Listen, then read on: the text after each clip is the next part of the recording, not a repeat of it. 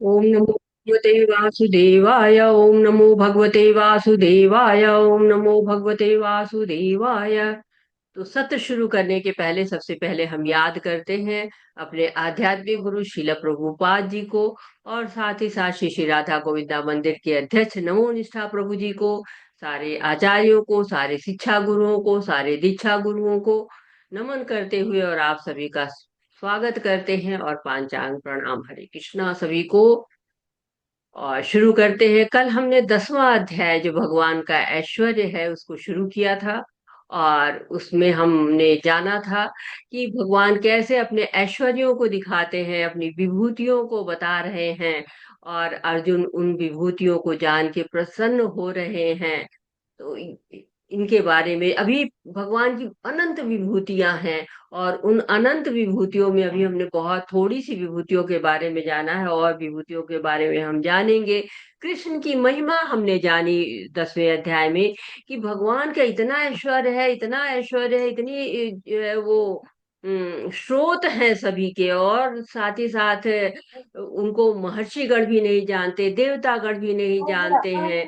और भगवान के साथ जो जुड़ जाता है वो क्या होता है, वो समस्त पापों से मुक्त हो जाता है। भगवान के तत्व को जो ही जान जाए कि भगवान अजन्मा है, अनादि है, वही समस्त स्वामी लोगों का स्वामी जान जाता है, पापों से मुक्त हो जाता है। बहुत सारे गुण जो है, जो होते हैं जीव के अंदर होते हैं। बुद्धि है, अहिंसा है, समता है, तुष्टि है, तप है, दान है, ज्ञान है, क्षमा भाव है, जन्म मृत्यु है, सुख दुख है, भय भव है। तो ये सब भी कहाँ से आते हैं? ये सब भी भगवान के द्वारा ही आते हैं, सारे गुण भी भगवान के द्वारा आते हैं।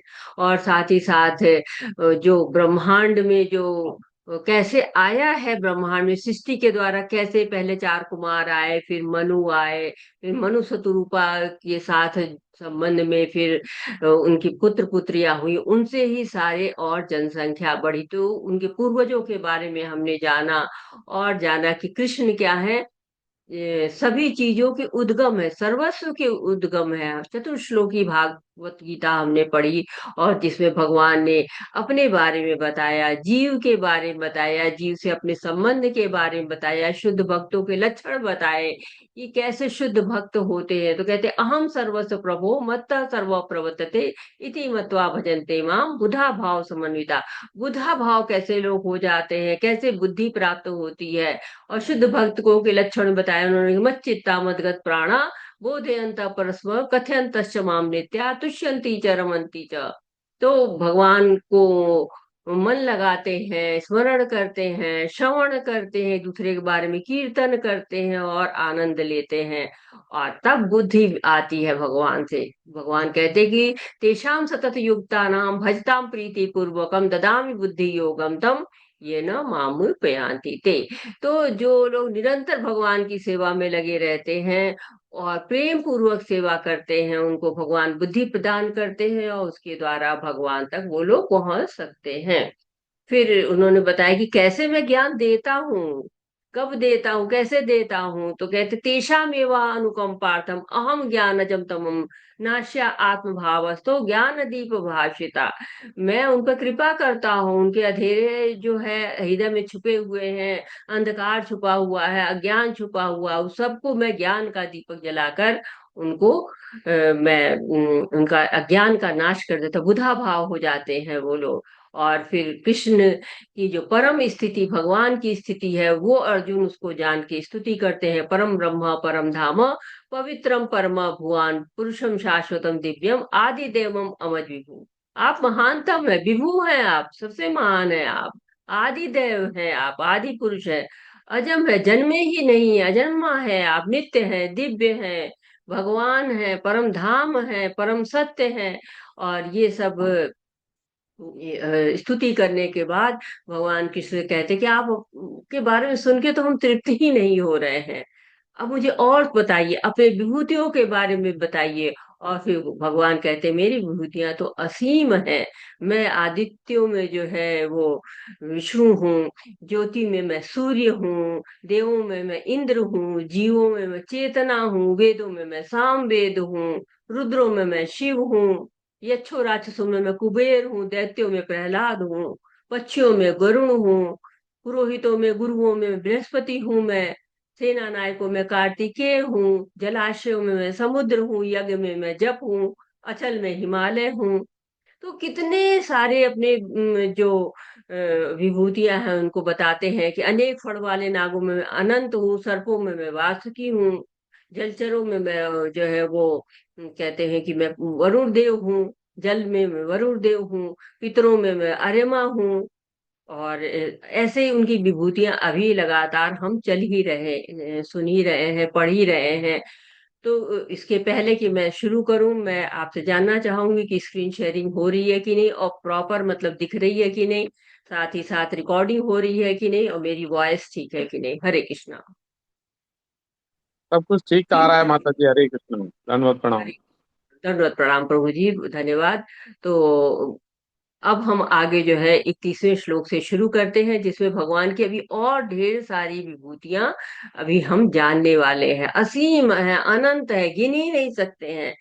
बहुत अपना भगवान थोड़ा सा जो है वो अपनी झलकी दे रहे हैं हमको, अपनी महिमाओं को दिखाने के लिए। और ये महिमाएं जानकर, इनको जानकर क्या करना है, हमें भगवान के चरण कमल का आश्रय लेना है। केवल हमको सुनना नहीं कि हमने ज्ञान प्राप्त कर लिया और ज्ञान से हम समृद्ध हो गए, नहीं, हमको उनको जानना है, उनको फिर समझना है और भगवान के लिए समर्पित होना है। जैसे एक व्यक्ति था, वो बहुत ज्ञानवान था, सारे धर्म ग्रंथों को पढ़ता था, ये सारे ज्ञान को अर्जित करता था, बड़े कठोर नियम बना रखे थे उसने, शास्त्रों के अनुसार उनको पालन करता था। ये बहुत पालन करते करते बहुत समय हो जाता, उसको लगता है मेरा हृदय क्यों नहीं परिवर्तित हो रहा है, मेरा हृदय अभी भी इतना कठोर कैसे, अभी भी मैं इतना कंजूस कैसे हूँ, कैसे मैं दूसरों का दुख देख के अभी जो है वो मैं विचलित नहीं हो रहा हूँ। उसको बार बार ये लगता था कि क्या कमी है, क्यों नहीं हो रहा है। उसकी कृपा हुई भगवान की, उसको नारद मुनि आए, नारद मुनि से कहा उन्हें कि मेरा हृदय बिल्कुल वैसा का वैसा ही रह गया है। उन्होंने कहा कि तुम केवल ज्ञान प्राप्त कर रहे हो, केवल शब्दों को पढ़ रहे हो, जैसे तोता रटंती कहा जाता है ना, तोते जैसे रट रहे हो। तो तुम सालों साल पढ़ रहे हो, लेकिन तुमने कभी उसको आश्रय के रूप में, भगवान के चरण कमलों की महिमा तुमने पढ़ी, लेकिन उसका आश्रय लेने की बात नहीं सोची। तो जब आश्रय नहीं लेंगे, भगवान के बारे में नहीं जानेंगे, भगवान के भक्तों के बारे में नहीं जानेंगे, केवल भगवान को जान लेना पर्याप्त नहीं होता, भगवान के भक्तों को भी जानना पर्याप्त होता है। क्योंकि हम भगवान के भक्तों से सीख पाते हैं कि कैसे हम भक्ति करेंगे, कैसे वो चरण कमलों का आश्रय लेते हैं, और उसके आधार पर हम सीख पाएंगे कि हाँ कैसे हम भगवान की सेवा करेंगे। तो नारद मुनि का पास के गांव में एक भक्त रहते हैं, तुम जाओ वहां उनके से सीखो कि भगवान का आश्रय कैसे ले, समर्पित कैसे हो। तब हृदय धीरे धीरे तुम्हारा पिघलेगा, तब तुम्हारा हृदय भगवान के लिए तैयार होगा, तुम्हारा हृदय कोमल बन जाएगा, और कोमल हृदय में प्रेम अंकुरित होगा। भक्ति लता बीज है ना, भक्ति लता बीज के लिए थोड़ा सा दलदल जैसी जमीन चाहिए, बिल्कुल वैसी सख्त जमीन नहीं चाहिए। बिल्कुल पानी पानी हो जाएगा तो भी उसमें कुछ उगने वाला नहीं, और बिल्कुल सख्त जमीन में कुछ उगता नहीं है। क्या होता है, थोड़ा मिट्टी भुरभुरी रहती है, तब उसमें सब उगता है। तो भक्ति लता बीज वहां से पनपती है। इसीलिए भागवतम में देखिए कि भक्तों का भी वर्णन है, भगवान का भी वर्णन है। तो हम अभी भगवान का वर्णन सुन रहे हैं। भगवान का वर्णन किसके साथ सुन रहे हैं, भक्त के साथ सुन रहे हैं। अर्जुन क्या है, भक्त है, भगवान है जो है वो श्री कृष्ण है। पवन पवतामस्मि राम शस्त्र पितामहम, शंषाणाम कश्चास्मि श्रोतसामस्मि जानवी। समस्त पवित्र करने वाले में वायु हूँ, शस्त्रधारियों में राम हूँ, मछलियों में मैं मगर हूँ, तथा नदियों में मैं गंगा हूँ। तो बता रहे हैं कि समस्त जो है वो पवित्र करने वाली जो चीजें पवित्र करती हैं, वायु में क्या होती है, शोधन शक्ति कही गई है, सब पवित्र कर देती है। तो अर्जुन जो है कह 11वें अध्याय में भी आपको कहेंगे कि वायु अग्नि वरुण शशांक, आप तो शशांक है, यानी कि वायु है, अग्नि है, जल है, चंद्रमा है, ये सब कौन है, ये सब भगवान ही है।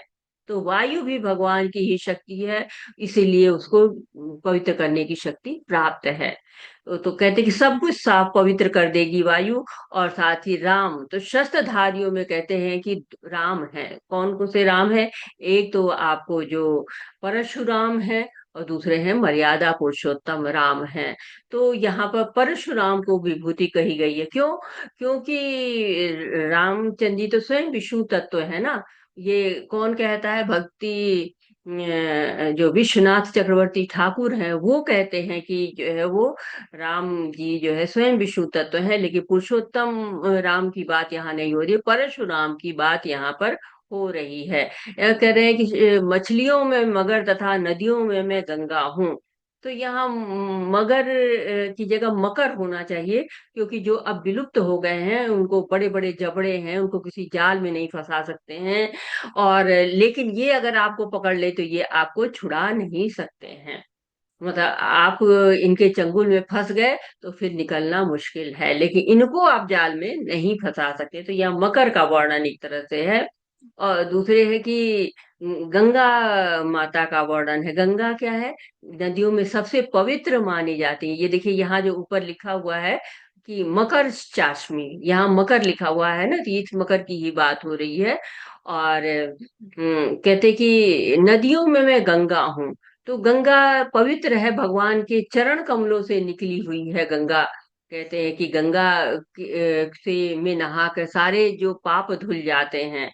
तो कहते हैं जो भक्ति विनोद ठाकुर हैं वो एक भजन गाते हैं, आप लोग उसमें गाते हैं सब लोग, शुद्ध भक्त चरण हेतु भजन अनुकूल। उसमें गंगा माता की महिमा दी हुई है कि चरण सिंधु किया गंगा सुख सासी माप है, शुद्ध भक्त चरण हेतु भजन अनुकूल। तो ये भक्ति विनोद ठाकुर बताते हैं कि गंगा माता जो है वो विष्णु का चरणामृत है, चरणों से निकली है ना, इसलिए वो चरणामृत है।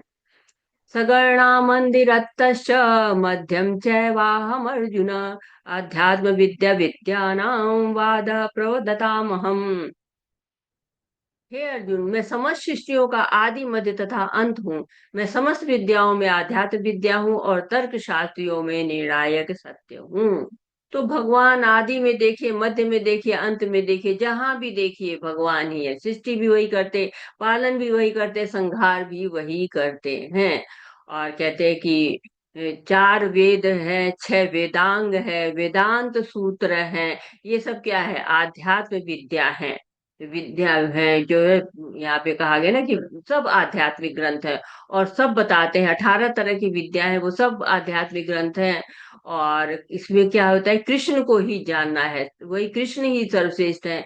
ये सारे वेद पुराण उपनिषद सारे धर्म ग्रंथ, वेदांत सूत्र, तर्क ग्रंथ, सबका सार क्या यही है कि श्री कृष्ण का ही जो है वो सर्वश्रेष्ठता है। और तर्क में जीत किसकी होती है? तर्क में जीत सत्य की होती है, कहीं भी जो है वो सत्य जीतता है। कहते हैं ना कि अंत में सत्यमेव विजयते, सत्यमेव जयते, सत्य की ही विजय होती है। तो चाहे जितने भी तर्क करिए, कहते हैं प्रमाण द्वारा तर्क की पुष्टि जिसमें विपक्ष का भी समर्थन हो जल्प कहलाता है। प्रतिद्वंदी को हराने का प्रयास में वितंडा है, किंतु वास्तविक निर्णय वाद कहलाता है। यह निर्णात्मक सत्य कृष्ण का ही स्वरूप है। तो ये तर्क के बारे में विभिन्न तरह के बताए हैं कि तर्क में भी कैसे कैसे विपक्ष समर्थन दे दे तो जल्प कहला देता है, प्रतिद्वंदी को हरा दिया या प्रयास किया उसको तो वितंडा। लेकिन जीत क्या है? जीत तो वही होती है जहां सत्य होता है, और परम सत्य कौन है? भगवान श्री कृष्ण है। अक्षरामकारोऽस्मि द्वन्द्व सामिकस्य च, अहमेवाक्ष कालो धाताहम विश्वतो मुख। अक्षरों में मैं ओंकार हूँ, समासों में मैं द्वंद्व समास हूँ, मैं शाश्वत काल भी हूँ, शिष्टाओं में ब्रह्मा हूँ। तो अक्षरों में जो सबसे पहला अक्षर आता है वर्णमाला का, वो कहते हैं कि क्या होता है? कोई बताएगा पहला अक्षर क्या होता है? अ सबसे माता जी। ईटा हाँ, अकार। ईटा आकार कहा गया, अ होता है, उसके बिना कोई स्वर का उच्चारण हो ही नहीं सकता है। सारे स्वरों में क्या होता है कि अ होता है। अ आ इ ई उ पढ़ते हैं ना हम लोग, जब हिंदी पढ़ते हैं शुरुआत होती है तो अ आ इ ई पढ़ते हैं, तो अ सबसे पहला अक्षर है। और उसके बिना सारे अक्षर अधूरे हैं। समास की बात हो रही है यहाँ पे, द्वंद्व समास कहते हैं ना, द्वंद्व। द्वंद्व समास, समासों में मैं द्वंद्व जो है वो, अगर आप भगवत गीता में देखेंगे तो बहुत जगह पे द्वंद्व का वर्णन हुआ है। तो 6 प्रकार के समास होते हैं। जिन लोगों ने हिंदी पढ़ी हुई है वो लोग अच्छी तरह जानते हैं, जिन लोगों ने नहीं पढ़ी है वो लोग भी थोड़ा पढ़े तो है ही हैं। जो हो हिंदी बेल्ट के लोग हैं उन लोगों ने जरूर पढ़ा हुआ है कि 6 प्रकार के समास होते हैं: अव्ययी भाव, तत्पुरुष समास, कर्मधारय समास, द्विगु समास, बहुब्रीहि समास और द्वंद्व समास। तो द्वंद्व समास में दो दो शब्द होते हैं एक साथ: सुख दुख, जन्म मृत्यु। तो इस तरह से दोहरे शब्द होते हैं, दिन रात, सर्दी गर्मी, और दोनों विपरीत शब्द, एकदम एक दूसरे से विपरीत जो है रहते हैं। तो उसको द्वंद्व कहा जाता है। यानी जैसे कि हम लोग खेलते हैं बचपन में टैग ऑफ वॉर, एक पक्ष एक तरफ रस्सी खींचता है, दूसरी तरफ खींचता रहता है, तो टैग ऑफ वॉर होता है। वैसे ही दोहरे शब्द है, हमेशा एक दूसरे के विपरीत है, कहीं उसमें द्वंद्व में समास में बहुत जगह इसका द्वंद्व का वर्णन हुआ है। मैं शाश्वत काल भी हूँ और शिष्टाओं में ब्रह्मा हूँ। जनरली इसको देख के, द्वंद्व समास को देख के मुझे याद आया है कि मैं कोई ना कोई आप लोग को चैलेंज देती हूँ हर बार। लगभग हर बार मैंने चैलेंज दिया हुआ है। तो क्या आप लोग इस बार भी चैलेंज लेना चाहेंगे? हरे कृष्णा।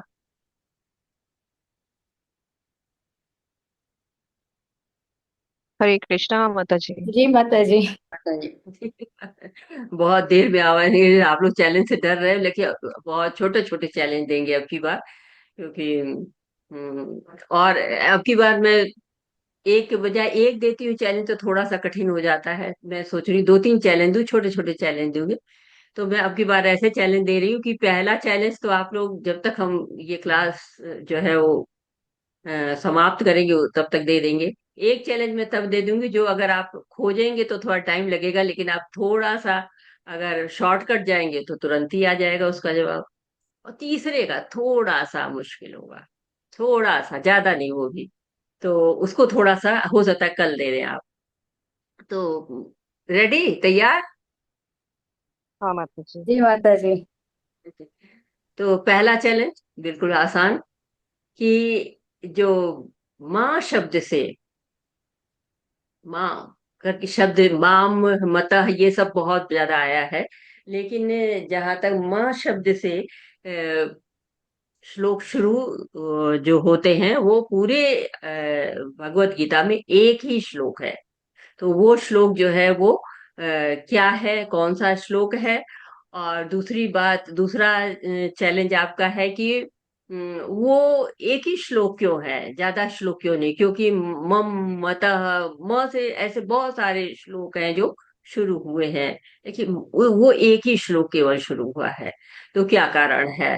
और दूसरा, दो हो गए, तीसरा है वो भी आसान सा है, कि अर्जुन ने भगवत गीता में कितने प्रश्न पूछे हैं? तो ये 3 आपके प्रश्न हैं, और इनको आप उत्तर दीजिएगा समय के साथ साथ। तो आज यहाँ पर आते हैं कि मैं शाश्वत काल भी हूँ। काल क्या है? हरे कृष्णा भगवान माता जी। की माता जी पहले जो था माम है ना, माम से शुरू होगा। माँ, फोर्टीन माँ पॉइंट ट्वेंटी नहीं है। सिक्स माँ, माँ माता जी, होगा। वो मना। 14.26 होगा शायद। क्या चीज? वो जो पहला जो बोला है, वो 14.26 होगा ना, ममचो यो व्यभिचार है ना। माम च नहीं है, माँ, माँ, माँ बिंदु पर। मन मना। माता जी, मान अभी नहीं, क्लास पूरा हो जाने दीजिए। मानस तुल्य। नहीं, क्लास होने दीजिए, नहीं तो ऐसे बताएंगे तो फिर पूरा समय चला जाएगा और इतनी आसानी से नहीं मिलेगा। अगर आप खोज रहे हैं तो पीछे से चीट कर लेंगे, चीट तो नहीं कहेंगे, शॉर्टकट कर लेंगे, तो फिर आप तुरंत ही पा जाएंगे। चलिए आगे बढ़ते हैं और बाद में लेते हैं इसको। तो काल क्या है? मृत्यु साक्षात भगवान है, भगवान की ही शक्ति है। भगवान जो है वो शक्ति मान है ना, तो सारी शक्तियां भगवान से ही आती हैं। तो काल इतना शक्तिशाली है कि सब कुछ हर लेता है। कुछ भी छोड़ता नहीं है। और सृष्टाओं में मैं ब्रह्मा हूँ। ब्रह्मा क्या करते हैं? सृष्टि करते हैं। पहली सृष्टि भगवान स्वर्ग करते हैं और दूसरी सृष्टि ब्रह्मा जी करते हैं। और बहुत सारे लोगों को जगह बैठाना, उन लोगों में किन जीवों को भेजना है, उनको उसमें क्या चाहिए, सारी विविधताओं सबका जो है सृष्टि करने वाले ब्रह्मा जी है। जबकि मिलती है शक्ति उनको भगवान के द्वारा ही, लेकिन वो करने वाले ब्रह्मा जी हैं। मृत्यु सर्वहश्चाहम भुवश्च भविष्यताम कीर्ति श्री वार्चक वार्कचः राणीणाम स्मृति मेधा धृति क्षमा। मैं सर्वभक्षी मृत्यु हूँ और मैं ही आगे होने वालों को उत्पन्न करने वाला हूँ। स्त्रियों में मैं कीर्ति श्री वाक स्मृति मेघा धृति तथा क्षमा हूँ। तो मैं सर्वभक्षी मृत्यु हूँ, सबका भक्षण कर लेता हूँ, कोई नहीं बचता है, सबका भक्षण मैं करने वाला हूँ, ऐसा भगवान कह रहे हैं। और जैसे कि ब्रह्मा जी ने सृष्टि की थी तो प्रजापतियों को भी उत्पन्न किया था। और प्रजापतियों को जो उत्पन्न किया था, उनकी 24 प्रजापति दक्ष की 24 कन्याएं हैं। उनमें से कीर्ति, मेघा, धृति, स्मृति, श्री, वाक और क्षमा एक तरह से आदर्श कही जाती है, आदर्श महिलाएं हैं। ये 7 ऐश्वर्य कहे जाते हैं। ऐश्वर्य भी इनको कहते, कीर्ति यश हो जाता है, श्री लक्ष्मी है, संपन्नता की देवी है, वाक वाणी का जो है वाणी की देवी, स्मृति स्मरण शक्ति, मेघा मेघा कहते हैं प्रखर बुद्धि को, कहते हैं ना कि किसी ग्रंथ को पढ़ लिया तो उसको बुद्धि में ले आना, मेघा बुद्धि कही जाती है। धृति दृढ़ता से धारण करना, क्षमा क्षमा कर देना, आपके अंदर समर्थ है फिर भी क्षमा कर देते, तो ये क्या है? गुण है, एक तरह से आदर्श ये होते हैं समाज के अंदर। तो इनको भी कहते हैं कि ये भी मैं हूँ। और कहते हैं कि रात में जब हम सोते हैं तो हमें इस पूरे जीव जगत से, पूरे आध्यात्मिक जगत से क्षमा मांग लेना चाहिए या क्षमा कर देना चाहिए। ये क्या होता है, हमारा दृष्टिकोण बहुत व्यापक हो जाता है, भगवान को समझने में भी सहायता देता है। क्योंकि अगर हमारे अंदर बहुत सारे क्या होते हैं, बैग्स हम लिए कैरी करते रहते हैं, बहुत सारे कलमश हम लिए रहते हैं, तो हम भगवान को भी नहीं जान पाते, भगवान भी हमारे को जो है वो दिखाई नहीं पड़ते हैं, समझ में नहीं आते हैं, चैत्य गुरु के रूप में समझाते हम समझ नहीं पाते हैं। इसलिए अगर इन गुणों को हम धारण कर लेते हैं, क्षमा मांग लेते हैं, विशेषकर क्षमा में बहुत जो है ताकत होती है, मौन में बहुत ताकत होती है। कहते हैं कि हमें ये जो है वो क्षमा रूप का बहुत ही महत्व होता है, सबका महत्व है लेकिन क्षमा का विशेष महत्व है। बृहशाम तथा सामना गायत्री छंद साम हम मासानाम मार्ग शीर्षो मृतूनाम कुसुमा करह।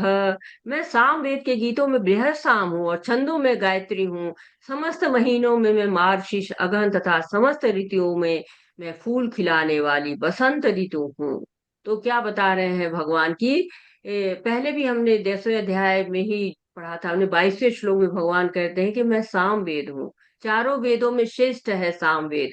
और ये भी बताया वो कि साम वेद की ऋचाएं हैं, ऋचाओं में भी जो बृहत साम है, जो स्तुति है, देवताओं द्वारा जो गाया जाता है, गीत गाया जाता है, बड़े मधुर ध्वनि में अर्धरात्रि में गाया जाता है, वो कहते हैं भगवान वो मैं हूँ। छंदों में गायत्री ब्रह्म का नाद अवतार कहा जाता है ना, गायत्री की जो है बड़ी प्रधानता होती है, समस्त जो है वेदों की माता है, ये नारायणी उपनिषद कहता है गायत्री छंसा माते थी। तो गायत्री के छंदों का विशेष महत्व है। भगवान ने भी गायत्री जो है वो मंत्र दिया था ब्रह्मा जी को। और कहते हैं कि 12 महीनों में मार्गशीर्ष अग्रहायण मास इसको कहा जाता है ना, न अधिक ताप होता है न शीत होता है, बहुत से वैदिक कार्य किए जाते हैं इस महीने में। और कहते हैं कि प्रकृति जो है वो श्रृंगार करती, चरम श्रृंगार करती है, नई नई फसलें आ जाती हैं घरों में, किसान सारे खुश हो जाते हैं। और कहते हैं भगवान इसी महीने में रासलीला भी करते हैं। ऋतुओं में कुसुमाकर बसंत कहा जाता है ना, वो भी भगवान ही है। बसंत ऋतु सबकी प्रिय ऋतु होते हैं, सारे फूल खिल जाते हैं, प्रकृति अपने पुराने वस्त्रों को त्याग कर नए नए वस्त्र से अलंकृत हो जाती है। कहते हैं बसंतोत्सव मनाया जाता है जगह जगह, भगवान की हिंडोल लीला भी होती है। और कहते हैं चैतन्य महाप्रभु का आविर्भाव का समय भी है। वाल्मीकि रामायण में इसको कहा जाता है संवत्सर का भूषण, संवत्सर होते हैं ना सब, जैसे सूर्य की गति चलती है उसके हिसाब से संवत्सर होते हैं, गणनाएं होती हैं, वैदिक गणनाएं। आप आजकल कैलेंडर देखते हैं उसमें संवत्सर लिख के आता है। तो वो संवत्सर भी जो है वो ये जो कहते हैं कि बसंत ऋतु है, इसको बहुत ही महत्व दिया जाता है। हरे कृष्णा माता जी, दीजिए पढ़ने को। जी माता जी, सभी को हरे कृष्णा। अत्रेय माता जी आप श्लोक पढ़िए, ज्योति गांधी माता जी आप अनुवाद पढ़िए। हरे कृष्णा। हरे कृष्ण माता जी। दूतं चलयतामस्मि तेजस्तेजस्विनामहम् जयस्मि व्यवसायोऽस्मि सत्यं शत्रुपतामहम्। हरे कृष्ण। हरे हरे कृष्णा। कृष्ण। मैं छलियों में जुआ हूँ और तेजस्वियों में तेज हूँ। मैं विजय हूँ, साहस हूँ और बलवानों का बल भी हूँ। हरे कृष्ण। हरे कृष्णा। तो हमें बड़ा अहंकार रहता है, मैं बड़ा बलशाली हूँ, मेरे अंदर बहुत बल है, मैं तुमको ये कर दूंगा, मैं कितना हम अहंकार करते हैं सब लोग। लेकिन बल कहाँ से आ रहा है? भगवान से आ रहा है। विजय, साहस, ये सब भी कहाँ से मिलता है? भगवान से मिलता है। तो भगवान विजय भी है, साहस भी है, बलवान बल भी है। तेजस्वियों में तेज हूँ, जो सबसे तेजस्वी है उनका तेज भी कहाँ से आता है? भगवान से ही आता है। तो भगवान के एक गुण नहीं है, भगवान एकांगी नहीं है, भगवान सर्वांगी है।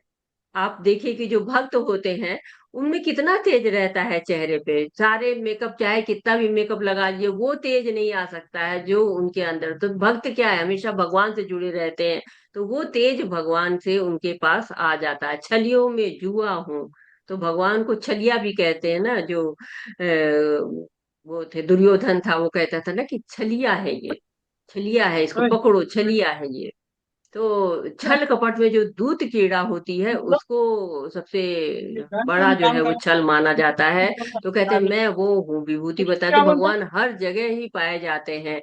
हम ये नहीं है कि हाँ, भगवान कहते हैं ना, जो हम लोग क्या कहते हैं, जो अच्छी अच्छी चीजें होती है उसको अपना मान लेते हैं, और जो थोड़ी कमी वाली होती है उनको हम कहते हैं कि नहीं नहीं ये हमारी नहीं। लेकिन भगवान कहते हैं नहीं, मैं हर चीज हूँ, मैं चाहे जो भी नाम लो, मैं सब जगह विराजमान। तो छलियों में मैं जुआ भी हूँ, तेज भी हूँ। तो बिना उन भगवान के न तो कोई छल में हरा सकता है, न तेज में, न विजय में, न साहस में, न बल में। ऋषीणाम वासुदेवस्मि, पांडवानां धनंजय, मुनीनाम्यहं व्यास, कवीनाम उष्णा कवि। मैं ओ सॉरी सॉरी, पढ़िए मत। हरे हरे कृष्ण। मैं ऋषि वंशियों में वासुदेव और पांडवों में अर्जुन हूँ। मैं समस्त मुनियों में व्यास तथा महान विचारकों में अ, उष्ण उष्णना हूँ। हरे कृष्ण।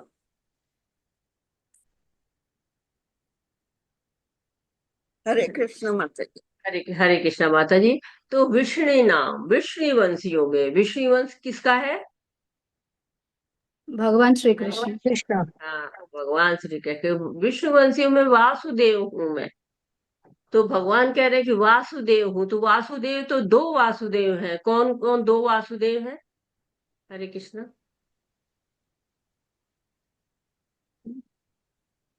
वासुदेव दो कौन से हैं? किसी को पता है? एक भगवान एक से एक है तो और एक देव उनके पिता वासुदेव। कौन माता जी? हरे कृष्ण।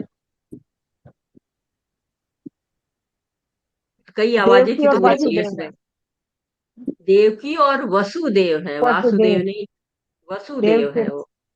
देवकी और वसुदेव वासुदेव के माता पिता हैं। क्योंकि वसुदेव के पुत्र हैं, इसलिए भगवान को वासुदेव कहा जाता है।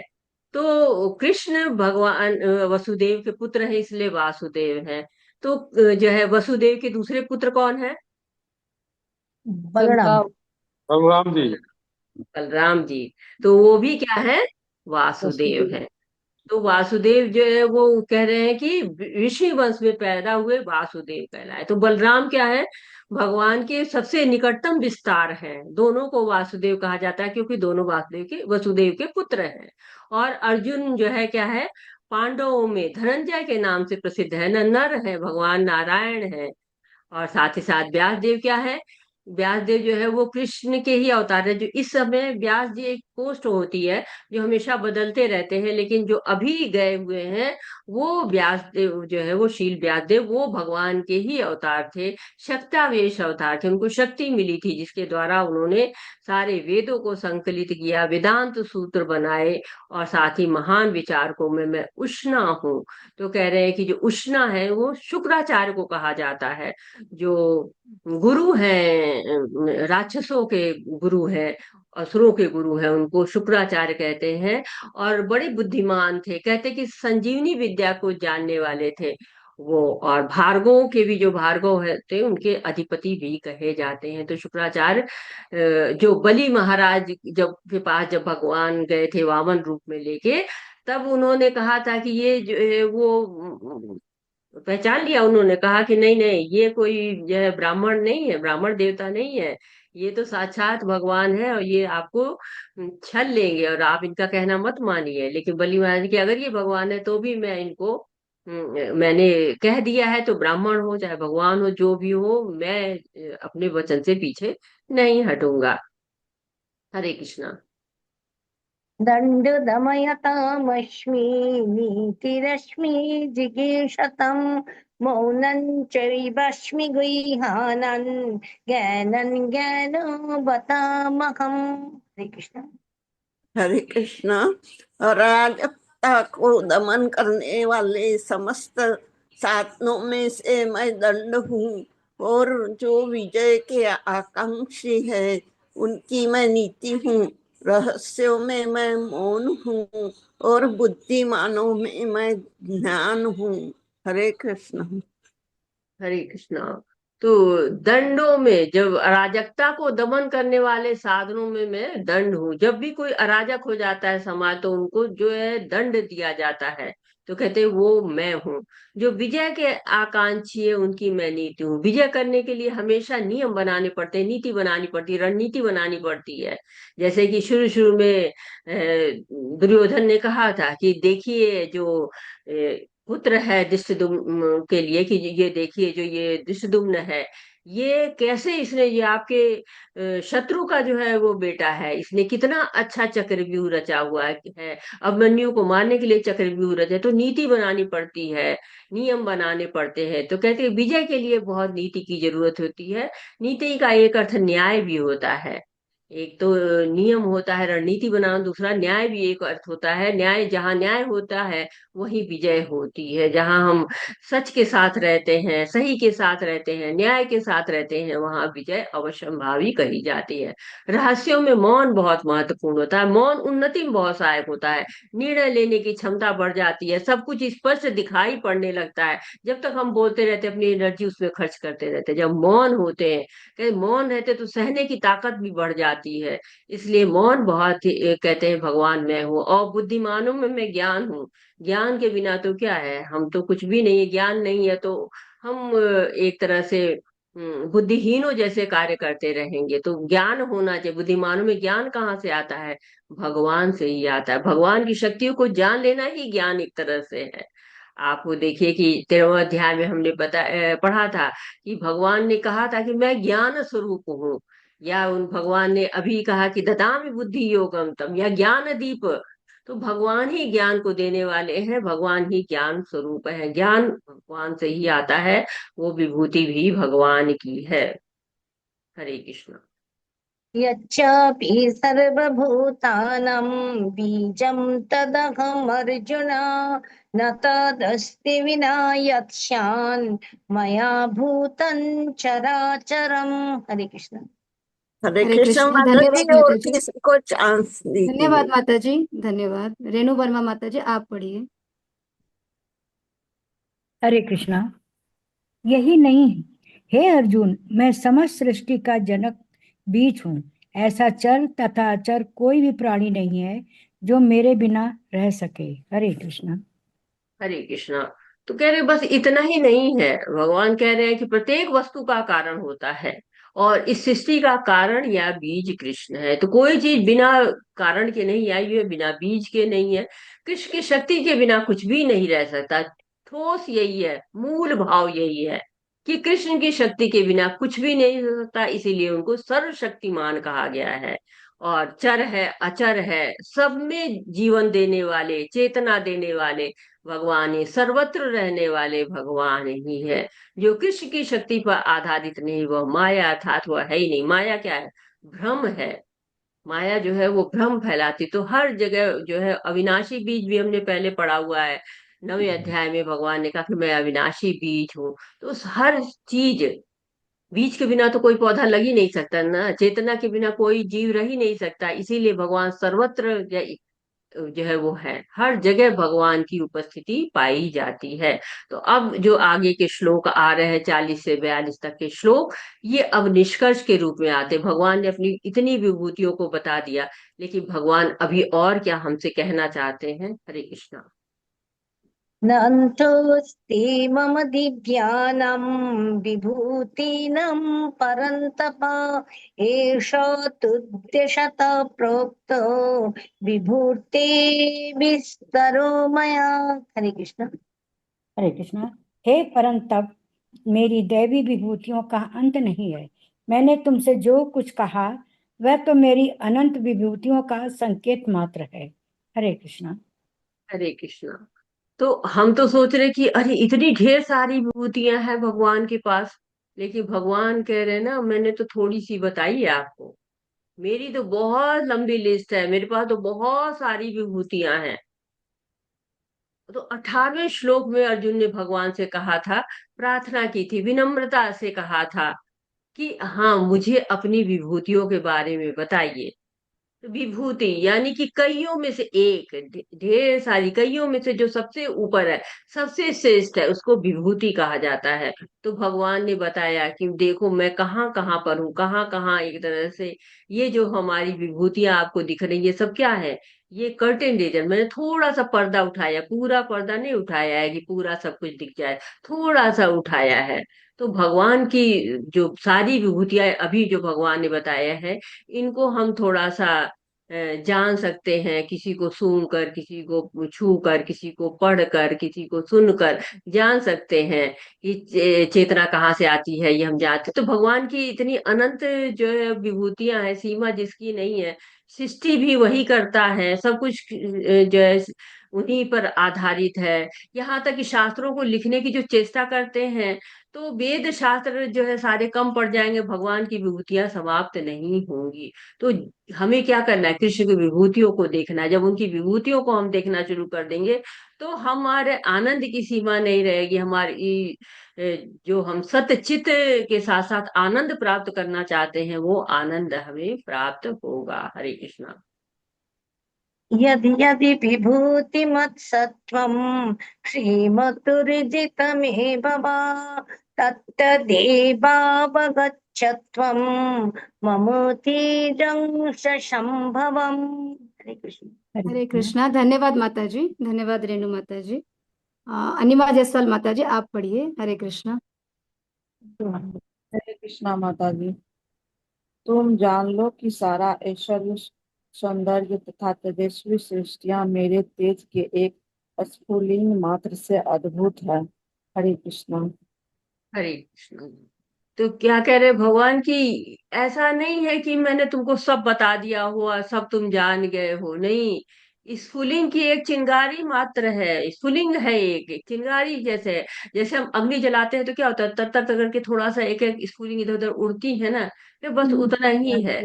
तो भगवान का कितना ऐश्वर्य है कि उनके कारण सारे लोग व्यवस्थित है, सारे ब्रह्मांड चल रहे हैं। लेकिन भगवान कह रहे ये विभूतियां जो तुम देख रहे हो, जो मैंने बताई हैं, ये सब चिंगारी मात्र है। इसका मतलब समझ लो कि सारी वस्तुओं का अस्तित्व तभी है जब कृष्ण से जुड़ी है। तो स्फुलिंग से कैसे इसको समझ सकते हैं कि जैसे अग्नि जलाई आपने, उसमें से चिंगारी निकल रही है। जब तक चिंगारी जितनी अग्नि के पास रहती है, उसमें उतनी ज्यादा ताप होता है, उतने ज्यादा प्रकाश होता है। लेकिन जैसे जैसे चिंगारी दूर होती जाती है, उसका ताप भी कम हो जाता है, प्रकाश भी कम हो जाता है। तो वैसे ही जब तक कृष्ण से जुड़े रहते हैं, तब तक हमारे अंदर जो है चेतना भी है, और जो है हमारा अस्तित्व भी है, सबकी वस्तुओं का अस्तित्व है। जब तक भगवान से जुड़े, जब तक अग्नि के निकट है, तब तक स्फुलिंग का महत्व है। जब तक कृष्ण से जुड़े तब तक वस्तुओं का महत्व है। जैसे जैसे दूर जाएंगे वैसे वैसे हमारे अस्तित्व समाप्त होता जाएगा। भगवान का जो अंश होता है, आत्मा, हमारे शरीर से चली जाती है तो क्या होता है, चेतनाहीन हो जाते हैं। ब्रह्मा से लेकर विराट जीव तक, जो आप है ब्रह्मा जी हैं, और इस जगत में के जीव जो विराट विराट जीव हैं, या सबसे छोटे जीव ले लीजिए, बिल्कुल जिनको हम आंख से भी देख नहीं सकते, उसमें भी भगवान विद्यमान है। जो श्री विद्याभूषण प्रभु जी कहते हैं ना कि जो सूर्य भी है वो भी अपनी शक्ति कहाँ से पाता है, कृष्ण से ही पाता है, कृष्ण से ही शक्ति होता है। तो सारा संसार का पालन भगवान के छोटे से अंश से हो रहा है। इसको इस तरह से समझ सकते हैं कि कृष्ण अवतारी हैं, और उनके बहुत सारे विस्तार होते हैं, बहुत सारे अवतार होते हैं। एते चांस कला पुंसम कृष्णम तू भगवान स्वयं इंद्राणी व्याकुलम लोके मृडयन्ति युगे युगे। तो भगवान के अंश हैं, भगवान की कलाएं हैं, भगवान के अवतार हैं। उसमें से जो पुरुषावतार होते हैं, कहते हैं अवतार लगातार आते रहते हैं उनको, तो उसमें से जो पुरुषावतार है, कारणोदक्षाय विष्णु, जो गर्भोदक्षाय विष्णु, क्षीरोदक्षाय विष्णु, तो इनके माध्यम से इस भौतिक प्रकृति को पूरा संचालन चलता रहता है। कारणोदक्षाय विष्णु अनंत ब्रह्मांडों के परमात्मा है, गर्भोदक्षाय विष्णु उस ब्रह्मांड के परमात्मा है, क्षीरोदक्षाय विष्णु पूरे हर जो है वो प्राणी के सर्वत्र परमात्मा है, सबके परमात्मा है, हर के जीव में रहते हैं। तो हर चीज में, हर परमाणु में रहता है उनका अंश। तो इस अंश से एक तरह से चल रहा है ना, एक एक अंश से भगवान के जो है सारा कार्य हो रहा है। तो स्फुलिंग मात्र से, थोड़े से अंश से यहाँ पर जो है वो कार्य उनका हो रहा है। भगवान क्या है, भगवान असीम है, अनंत है, उनके अंतर्गत 64 गुण होते हैं। ये इसमें से 4 गुण इतने विशेष होते हैं कि और किसी में नहीं पाए जाते हैं। 4 गुण कौन कौन से होते हैं, रूप माधुर्य होता है, वेणु माधुर्य है, भक्त माधुर्य है, रूप माधुर्य है। तो ये जो है वो सारे जो है माधुर्य, ये जो चारों माधुर्य, लीला माधुर्य, ये सारे माधुर्य केवल भगवान श्री कृष्ण में ही पाए जाते हैं और किसी में नहीं पाए जाते हैं। तो भगवान की विभूतियों का अंश रूप में जो है वो सब चारों ओर हैं। लेकिन भगवान क्या है, भगवान अलौकिक है, भगवान अनंत है, भगवान सर्वश्रेष्ठ है, भगवान पुरुषोत्तम है। हरे कृष्णा।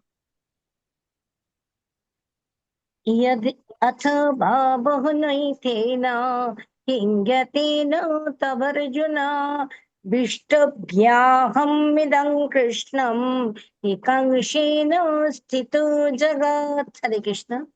हरे कृष्णा। किंतु हे अर्जुन, इस सारे विशद ज्ञान की आवश्यकता क्या है? मैं तो अपने एक अंश मात्र से संपूर्ण ब्रह्मांड में व्याप्त होकर इसको धारण करता हूँ। हरे कृष्णा। हरे कृष्णा। तो भगवान एक अंश से सबको चला रहे हैं, केवल एक अंश उनका, जो भगवान के थोड़े अंश है, उसी से सारे ब्रह्मांड में व्याप्त होकर भगवान धारण करते हैं इसको। तो भगवान के द्वारा कहते हैं विशद ज्ञान नहीं चाहिए, ज्यादा नहीं पढ़ना है, पोथी पढ़ पढ़ जग मुआ, पंडित भयानक कोई, 2.5 अक्षर प्रेम का पढ़े से पंडित हो। जो भगवान के प्रेम में डूब गया बस वही पंडित हो गया। तो भगवान कह रहे कि इतने विशेष ज्ञान की जरूरत नहीं है। सरेंडर अनटू मी करके एक छोटी सी बुक होती है, सरेंडर अनटू मी, उसमें कहा गया है कि भगवान कृष्ण से सूर्य प्रकाश पाता है, इसीलिए कृष्ण को अब पूजन करना चाहिए। जब हम महिमा जान जाते हैं तो क्या करते हैं, पूजन करते हैं ना, भजते हैं, सेवा करते हैं। तो भगवान की सेवा करनी चाहिए, यहाँ पर जो है कहा जा रहा है। यहाँ पर कृष्ण परंपरा के महान आचार्य श्री बलदेव विद्याभूषण के इस अध्याय की टीका का समापन इस कथन से करते हैं, यच्छते क्लेशा सूर्यादा भवन्त्युग्र तेजसः यदंशेन घृतम विश्व स कृष्णो दशमेच्यते। प्रबल सूर्य भी कृष्ण की शक्ति से अपनी शक्ति प्राप्त करता है, और सारे संसार का पालन कृष्ण के इस लघु अंश के द्वारा होता है। अतः श्री कृष्ण पूजनीय हैं। तो ये जैसे सरेंडर टू मी में कहा गया, वैसे बलदेव विद्याभूषण भी कह रहे हैं कि श्री कृष्ण पूजनीय है और सूर्य भी वहां से शक्ति पाता है। लघु अंश से भगवान इस सारे संसार का पालन कर रहे हैं। तो एक तरह से भगवान के बारे में हम जब जान जाए, भगवान की विभूतियों के बारे में जान जाए, भगवान के ऐश्वर्य के बारे में जान जाए, तो हमें भगवान का पूजन करना चाहिए। बहुत ही महत्वपूर्ण है ये अध्याय। भगवान के सुंदर जो है वो मन को मोह कर देने वाला जो है वर्णन हम पढ़ रहे हैं। भक्ति का संचरण करने वाला ये अध्याय है। भगवान के किस किस रूप में ध्याया जा सकता है, कैसे भगवान को पूर्ण रूप से जान सकते हैं। क्योंकि जब तक हम आध्यात्मिक धाम में नहीं पहुंचते ना, हम हमारे मार्ग में बाधाएं हैं, हमारे को पतन हो सकता है। इसलिए भगवान और उनके भक्त हमको सचेत करते रहते हैं कि भगवान का जन्म क्रम दिव्य है। न देवता न ऋषिगण जानते हैं, न उनके वैभव उत्पत्ति को भगवान स्वयं बताते हैं। तब हम जान पाते हैं कि वो सर्व कारण कारणम है। चतुश्लोकी भगवत गीता का वर्णन है, जिनको सुनकर अर्जुन भगवान की सर्वोच्च स्थिति को भी जान जाता है, भगवान से वचन अमृत सुनाने का अनुरोध करता है, और भगवान सारी विभूतियों को बताने के बाद कहते हैं कि एक अंश से, छोटे से अंश मात्र से ये जो है वो संसार चल रहा है। तो भगवान के विस्तार को जान पाना आसान नहीं है, और हमको उनको जानने में अपनी ऊर्जा और समय को व्यर्थ भी नहीं करना है। हमें बस क्या करना है, भक्ति करनी है, भक्ति योग करना है, वही श्रेष्ठ मार्ग होता है।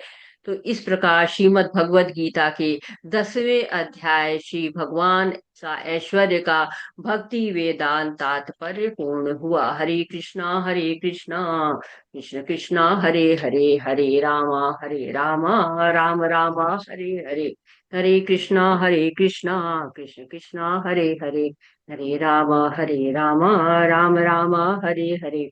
ओम तत्सदिति श्रीमद्भगवद्गीतासु उपनिषत्सु ब्रह्म विद्यायां योगशास्त्रे श्रीकृष्णार्जुन संवादे विभूति योग नाम 10मोऽध्यायः। श्रीकृष्णार्पणमस्तु। और अब आते हैं हम 11वें अध्याय पे। भगवान ने जो है 11वें अध्याय में हमको अपना विराट रूप दिखाया हुआ है। तो ये थर्ड लॉन्गेस्ट चैप्टर है, क्योंकि पहले नंबर पर 18वां अध्याय है जिसमें 78 श्लोक हैं, और दूसरा अध्याय है जिसमें 72 श्लोक हैं, और ये तीसरा लंबा अध्याय जिसमें कि 55 श्लोक हैं, जिसमें भगवान अपने विराट रूप को दिखाते हैं। ओम श्री परमात्मने नमः। श्रीमद् भगवत गीता अथो 11वाध्यायः। विराट रूप। हरे कृष्ण। अर्जुन उवाच मदनुग्राय परमं गुह्यम् आध्यात्म संगीतं यत्युक्तं वचस्तेन मोहोऽयं विगतो ममः। अर्जुन ने कहा, आपने जिस अत्यंत गुह्य आध्यात्मिक विषयों का मुझे उपदेश दिया, उसे सुनकर अब मेरा मोह दूर हो गया है। तो पहला अध्याय शुरू हुआ था कि जो अर्जुन है वो मोह में पड़े हुए हैं, मोह है उनके अंतर्गत। और यहाँ पर जो है फिर आ गया है कि अर्जुन जो है वो 10वें अध्याय में कहते हैं कि अर्जुन की मेरा मोह समाप्त हो गया है, और यहाँ पर भी एक तरह से 11वें अध्याय में भी आ रहा है कि उसे सुनकर अब मेरा मोह दूर हो गया। तो आध्यात्मिक दिया, अत्यंत गुह्य आध्यात्मिक विषयों का उपदेश दिया ना, जिसके कारण उनका मोह दूर हुआ। तो कितने आध्यात्मिक विषय राज गुह्यम भगवान ने बताया, कितने गुह्य गुह्य बातें बताई हैं भगवान ने, और कितनी जगह पे बताई हैं। तो गुह्य शब्द भी आप देखिए तो कई बार भगवत गीता में आता है। 9.1 में आता है, इदम ते तूते गुह्यतमं प्रवक्ष्यामि अनुसूये ज्ञान विज्ञान सहितम यज्ञ ज्ञात्वा मोच्यते शुभात्। वहां पर ही गुह्य ज्ञान बताया था। और 10वें अध्याय में कहा कि मैं तुम्हें ज्ञान दीप दे रहा हूँ। और साथ ही साथ जब आप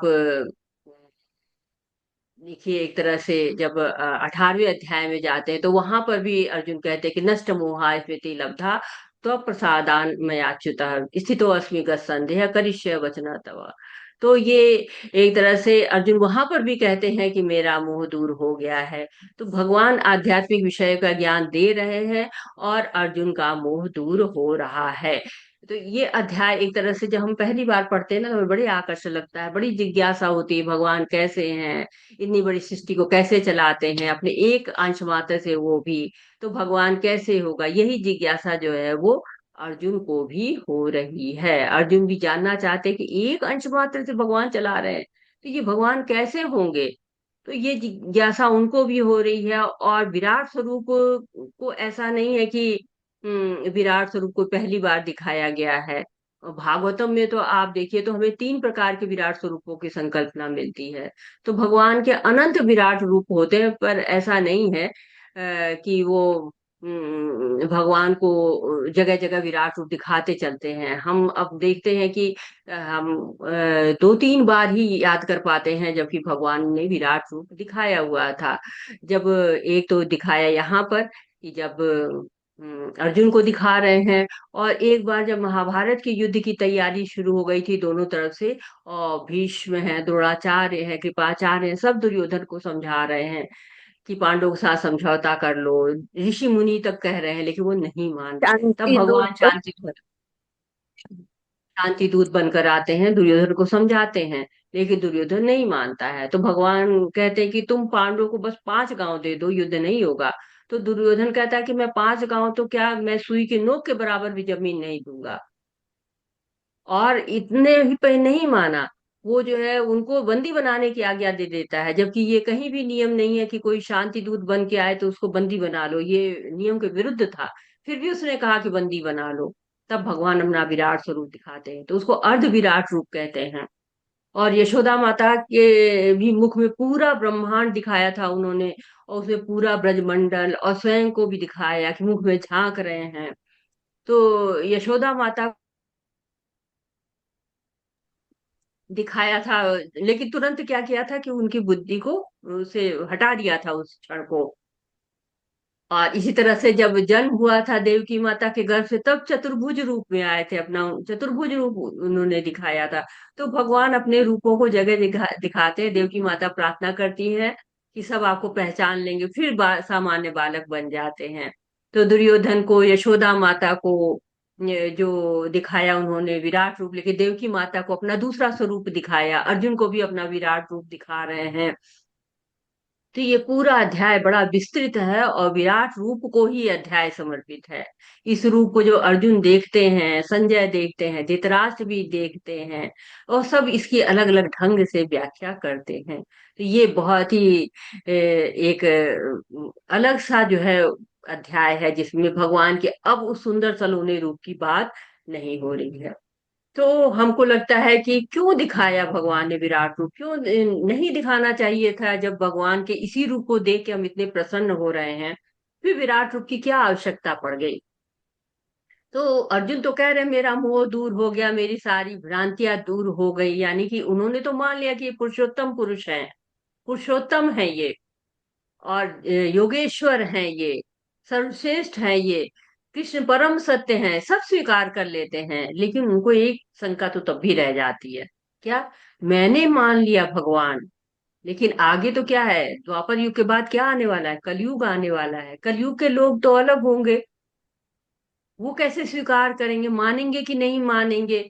इसलिए कृष्ण से निवेदन करते हैं कि मैंने जैसा बताया आपने स्वीकार कर लिया, मैंने उस रूप में जान लिया जिस रूप ने आपने हमें बताया, लेकिन अब ये बता दीजिए कि आप कैसे इस संपूर्ण जगत को किस तरह से आवृत किए हुए हैं, कैसे इसमें प्रविष्ट कर लेते हैं। मैं उस विराट स्वरूप को देखना चाहता हूँ। तो एक तरह से कृष्ण के दिव्य तत्व को उजागर करने की बात कर रहे हैं कि आप सामने लाइए सबका वो जो दिव्य रूप लाइए, विश्व रूप लाइए, निवेदन कर रहे हैं, विराट स्वरूप दिखाइए। और भगवान भी इतने सरल हैं कि तुरंत जो है अर्जुन को दिव्य दृष्टि प्रदान करते हैं। और कोई मतलब साधारण व्यक्ति से भी आप कहिए कि जो है दिखाओ, तो वो कहेगा कि नहीं अभी मूड नहीं है, अभी नहीं दिखाऊंगा। और कृष्ण तो ये तो कह सकते थे कि तुम्हारे अंदर योग्यता भी है देखने की कि मैं तुम्हें विराट स्वरूप दिखाऊं, लेकिन नहीं, भगवान जो है दिव्य दृष्टि दे देते हैं कि देखो। तो ये अध्याय एक तरह से पूरी तरह से पुष्टि करता है कि यदि कोई स्वयं को भगवान मानता है, तो उसके अंदर इन योग्यताओं का होना बहुत आवश्यक है। उसके अंदर विराट रूप होना चाहिए, उसको दिव्य दृष्टि देखने की क्षमता होनी चाहिए। क्योंकि हम बड़ी जल्दी अपने आप को भगवान मान लेते हैं या किसी को भी भगवान कहना शुरू कर देते हैं। तो भगवान दिखाते हैं विराट रूप, और तब अर्जुन उसको देख के कहते हैं आपने ये उग्र रूप क्यों धारण कर लिया? क्या आप जो है वो काल भी हैं? सब देख के जो है वो क्षमा मांगने लगते हैं, स्तुति करने लगते हैं कि भगवान ये मैं नहीं देख पाऊंगा, आप बिल्कुल अपने सरल रूप में आइए, जैसे हैं आप वैसे आइए। तो संसार में जो है वो हर तरह के लोग हैं। और यहाँ पर कह रहे मद जो है वो अनुग्रह है, मैं अनुग्रह कर रहा हूँ आपसे।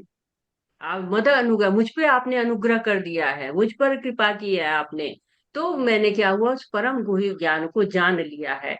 आपने जो बताया मुझके, उससे मेरा मोह दूर हो गया है।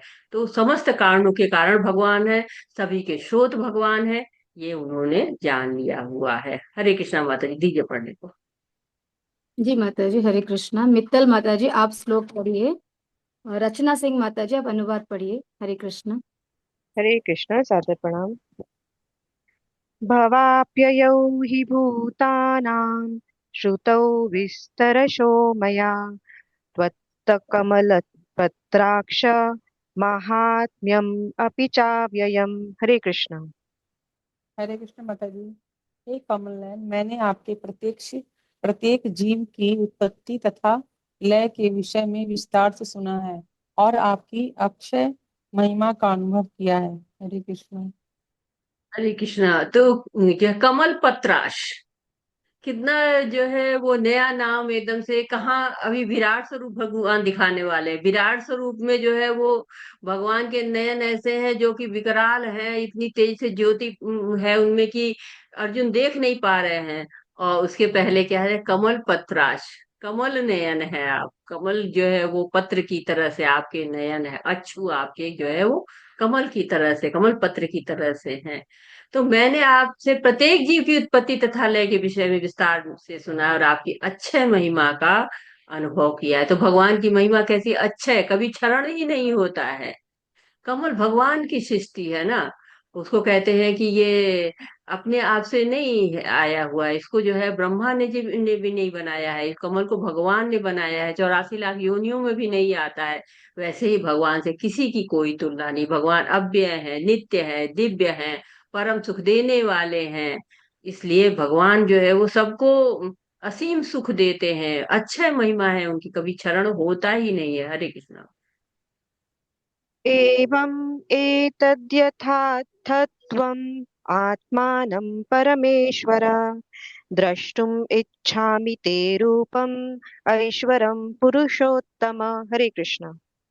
हे पुरुषोत्तम, हे परमेश्वर, यद्यपि यद्यपि आपको मैं अपने समक्ष आपके द्वारा वर्णित आपके वास्तविक रूप में देख रहा हूँ, किंतु मैं यह देखने का इच्छुक हूँ कि आप इस दृश्य जगत में किस प्रकार प्रविष्ट हुए हैं। मैं आपके उसी रूप का दर्शन करना चाहता हूँ। हरे कृष्ण। हरे कृष्णा। तो क्यों अनुरोध कर रहे हैं? विश्वनाथ चक्रवर्ती ठाकुर उस पे कहते हैं कि ये पहली बात है कि दिव्यता स्थापित करने चाहते हैं भगवान की।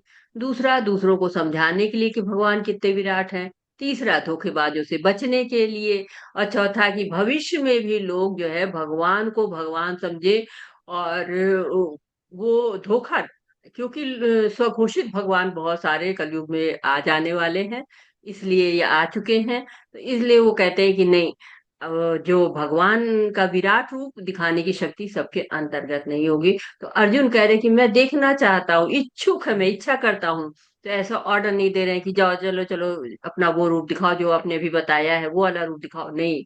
विनम्रता से प्रार्थना कर रहे हैं, मैं देखना चाहता हूँ आपका वो रूप। हरे कृष्ण। मन्यसे यदि तच्छक्यं मया द्रष्टुम् इति प्रभो योगेश्वर ततो मे त्वं दर्शयात्मानम् अव्ययम्। हरे कृष्ण। हे हरे प्रभु। कृष्णा। धन्यवाद रचना सिंह माता जी, धन्यवाद।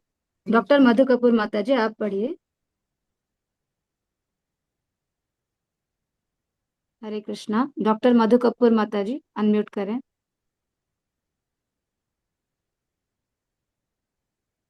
हम्म, हरे कृष्णा। अ, सुमन शर्मा माता जी आप पढ़िए। हरे कृष्णा। सुमन शर्मा माता जी।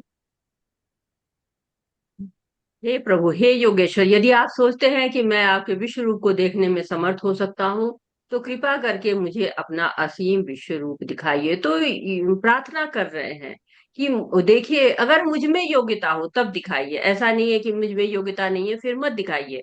योग्यता अगर आप समझते हैं कि मैं योग्य हूँ तो दिखा दीजिए। तो ये विनम्रता से प्रार्थना करें, प्लीज आप जो है मुझे योग्य समझिए तो दिखाएं। और ये जो अध्याय है इसमें पहले से चौथे श्लोक तक विराट रूप दिखलाने के लिए आप जैसे पढ़ रहे हैं कि अर्जुन जो है वो कृष्ण से अनुरोध कर रहे हैं कि मेरा मोह तो दूर हो गया है, मैं देख सकता हूँ, आप मुझे दिखा दीजिए, योग्य समझिए तो। और 5वें से 8वें तक का श्लोक जो है कहता है कि अपने कृष्ण जो है वो अपने विश्व रूप का वर्णन करते हैं। और 9 से 14 तक के श्लोक में अर्जुन जो है वो जो विश्व रूप दर्शन कर रहे हैं उसका संजय वर्णन कर रहे हैं। तो एक तरह से आप देख रहे हैं कि पहले अध्याय में संजय जी ने बोला था, दूसरे अध्याय में भी संजय जी बोलते हैं, तीसरे से लेकर 10वें अध्याय तक पूरा 7 अध्याय समाप्त हो गए, लेकिन संजय ने कोई बात नहीं करी। अब इस अध्याय में संजय का वर्णन आ रहा है, और इसके बाद भी फिर जो है वो संजय का वर्णन 18वें अध्याय में आता है। तो 15 से 31 तक के जो श्लोक है वो कैसा अनुभव अर्जुन का रहता है, पहले संजय बताते हैं विश्व रूप के बारे में, और फिर अर्जुन क्या अनुभव करते हैं उसके बारे में अर्जुन बताते हैं। और 32 से 34 तक के श्लोक जो है वो कृष्ण उत्तर देते हैं, जो अर्जुन का प्रश्न है उसका उत्तर देते हैं। अर्जुन पूछते हैं आप कौन है, आपका प्रयोजन क्या है, उसका उत्तर देते हैं। और 35 से 46 तक के श्लोक अर्जुन की प्रार्थनाएं हैं जब विराट रूप देखने के बाद। और 47 से 55 तक जो है वो कहते हैं कि भक्ति जरूरी है, भगवान को किसी रूप में यदि देखना है तो भक्ति बहुत ही आवश्यक होती है। हरे कृष्ण। श्रीभगवानुवाच पश्य मे पार्थरूपाणि शतशोऽथ सहस्रशः नानाविधानि दिव्यानि नानावर्णाकृतीनि च। हरे कृष्ण। हरे कृष्णा। आशा मिश्रा माता जी आप पढ़िए। हरे कृष्णा। हरे कृष्णा माता जी पढ़ती हूँ। भगवान ने कहा, हे अर्जुन, हे पार्थ, अब तुम मेरे ऐश्वर्य को कर सैकड़ों हजारों प्रकार के दै, दैवी तथा विविध रंगों वाले रूपों को देखो। हरे कृष्ण। हरे कृष्ण। तो 5वें 6ठे 7वें 8वें सब में भगवान कहते हैं पश्य, देखो मेरे दिव्य विविध रंग को देखो। तो देखने के लिए कहते हैं कि देखो मैं अब तुम्हें सब दिखा रहा हूँ विराट रूप को, अब तुम देखो। एक तरह से भगवान उनको कहते हैं कि तुम्हारे जो विनम्रता से जो प्रार्थना की गई है मैं उसको स्वीकार करके तुम्हें दिखा रहा हूँ। हरे कृष्ण। पश्यादित्यान् वसून् रुद्रान् अश्विनौ मरुतस्तथा बहून्यदृष्टपूर्वाणि पश्याश्चर्याणि भारत। हरे कृष्ण। हे भारत, लो तुम आदित्यों, असुरों, रुद्रों, अश्विनी कुमारों तथा अन्य देवताओं के विभिन्न रूपों को यहाँ देखो। तुम ऐसे अनेक आ, आश्चर्यमय रूपों को देखो जिन्हें पहले किसी ने न तो कभी देखा है न सुना है। हरे कृष्ण। तो ना देखा ना सुना ऐसी चीजें दिखा रहे हैं। समस्त देवताओं को देखने की बात कर रहे हैं कि देखो 12 आदित्यों को देखो, 8 वसुओं को देखो, 11 रुद्रों को देखो, 2 अश्विनी कुमारों को देखो, तो सबको देखो। तो अर्जुन जो है वो उसको बता रहे हैं कि देखो सब जो है वो यहाँ पर इकट्ठे हैं, एक ही जगह पे तुम सब देख सकते हो। हरे कृष्णा। इहैकस्थं जगत्कृत्स्नं पश्याद्य सचराचरं मम देहे गुडाकेश यच्चान्यद्द्रष्टुमिच्छसि। हरे कृष्ण। हरे कृष्णा। हरे धन्यवाद आशा मिश्रा माता जी, धन्यवाद। सुमन शर्मा माता जी आप पढ़िए। हरे कृष्णा। हरे हरे कृष्ण कृष्णा। माता। पढ़िए। हे अर्जुन, तुम जो भी देखना चाहो उसे तत्क्षण मेरे इस शरीर में देखो। तुम इस समय तथा भविष्य में भी जो भी देखना चाहते हो उसको यह विश्व रूप दिखाने वाला है। यहाँ एक स्थान पर चर अचर सब कुछ है। हरे कृष्ण। हरे कृष्णा। तो अर्जुन सोच रहे कहाँ देखूं, भगवान कह रहे तुम मेरे ही स्वरूप में देखो। भगवान ये नहीं कह रहे कि पहले जाओ तपस्या करो फिर आओगे तब मैं तुम्हें दिखाऊंगा, नहीं। मेरे ही शरीर में सब कुछ है, भूत भविष्य वर्तमान जो कुछ तुम देखना चाहते हो, चर अचर ब्रह्मांड में क्या क्या हो रहा है सब कहाँ देखो, मम देह है, मेरे शरीर में देखो। कब देखो, इसी क्षण देख लो। तो भगवान सब कुछ दिखाने के लिए तैयार है कि यहाँ पर सब कुछ है और तुम यहाँ पर मेरे शरीर में ही देख सकते हो। हरे कृष्णा। न तु मां शक्यसे द्रष्टुम् अनेनैव स्वचक्षुषा दिव्यं ददामि ते चक्षुः पश्य मे योगमैश्वरम्। हरे कृष्ण। किंतु तुम मुझे अपनी इन आंखों से नहीं देख सकते। अतः मैं तुम्हें दिव्य आंखें दे रहा हूँ। अब मेरे योग्य ईश्वर को देखो। हरे कृष्ण। हरे कृष्णा। तो भगवान तो कह रहे हैं देखो, पश्चास पश्य पश्य कई बार उपयोग कर रहे हैं कि देखो देखो देखो। अर्जुन इच्छा भी प्रकट कर रहे हैं कि हम देखना चाह रहे हैं लेकिन दिख तो कुछ रहा ही नहीं है। तो भगवान जब समस्या जानते हैं तो समाधान भी बताते हैं, योग्यता भी देते हैं। योग्यता भी दे दी कि दिव्य चक्षु के रूप में, कि चर्म चक्षु से तो देख नहीं पा रहे हैं, दिव्य चक्षु से आप मेरे योग्य ऐश्वर्य को देखिए। हरे कृष्णा। हरे संजय कृष्णा। उवाच। धन्यवाद, बहुत बहुत धन्यवाद मित्तल माता जी हरे कृष्ण, और धन्यवाद। मन माता जी। माधुरी शर्मा माता जी आप श्लोक पढ़िए और बाल किशन प्रभु जी आप अनुवाद पढ़िए। हरे कृष्णा। हरे कृष्ण माता जी, सादर प्रणाम। संजय उवाच एवम् उक्त्वा ततो राजन् महायोगेश्वरो हरि दर्शयामास पार्थाय परमं रूपमेश्वरम्। हरे कृष्णा। संजय ने कहा, हे राजा, इस प्रकार कहकर योगेश्वर भगवान ये अर्जुन को अपना विश्व रूप दिखलाया। हरे कृष्णा।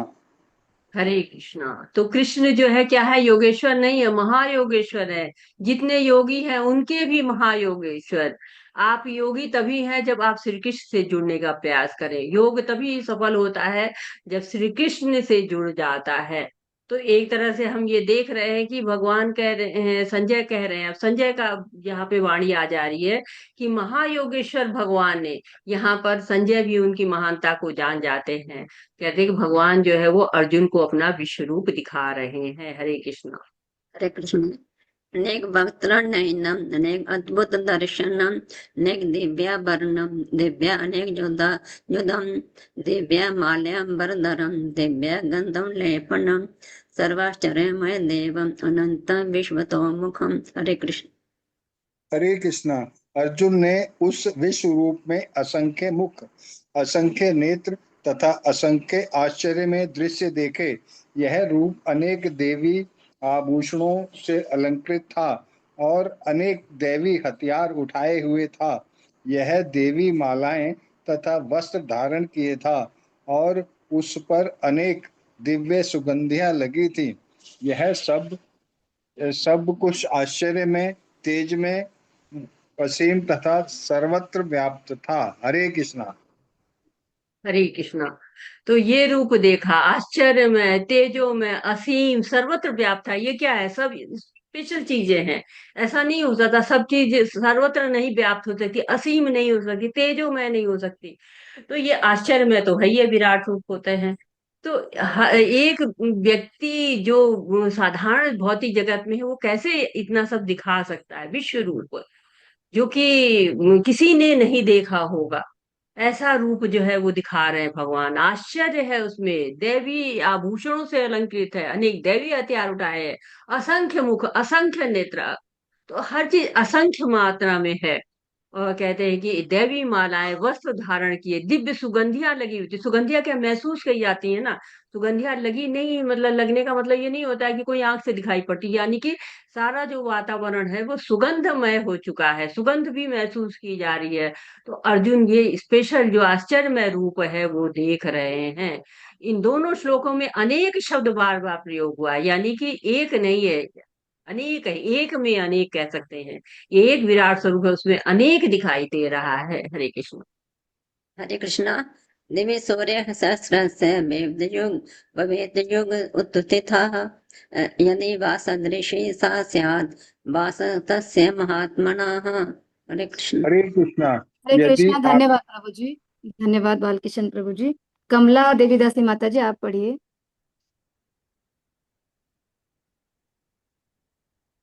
कि आकाश में हजारों सूर्य एक साथ उदय हों तो उनका प्रकाश शायद परम पुरुष के इस विश्व रूप के तेज की क्षमता कर सकें।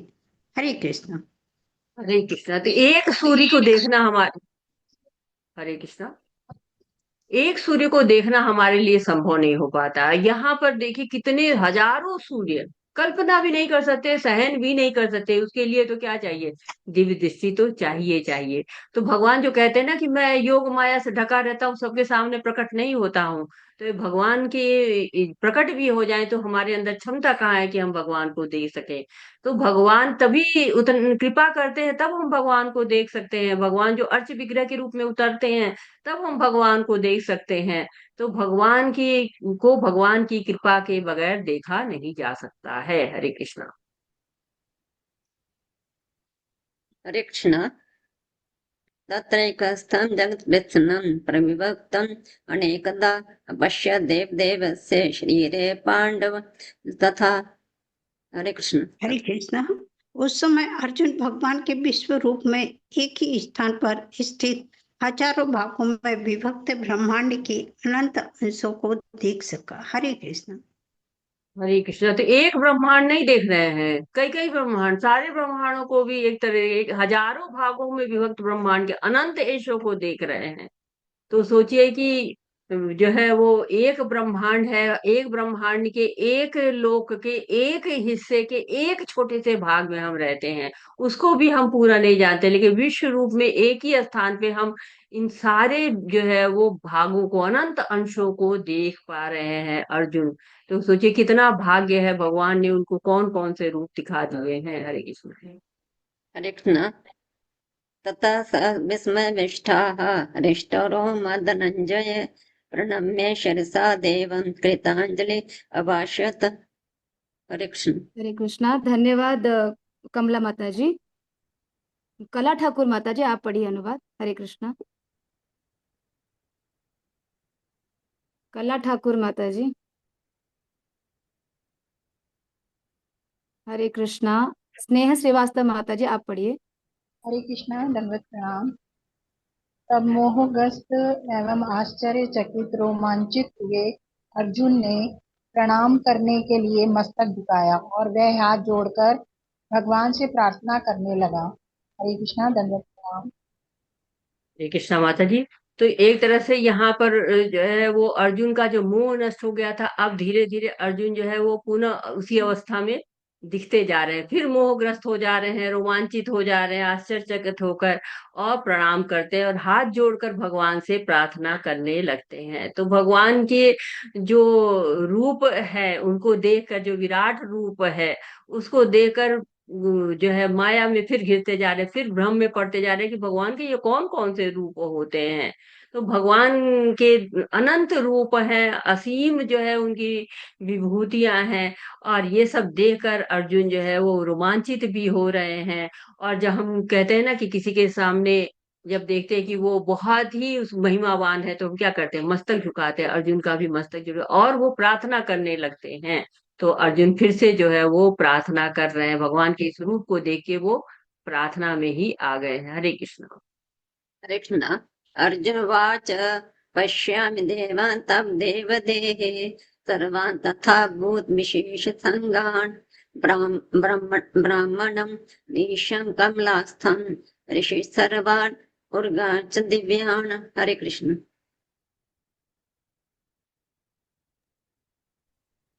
हरे कृष्णा। कला ठाकुर माता जी पढ़िए ये अनुवाद।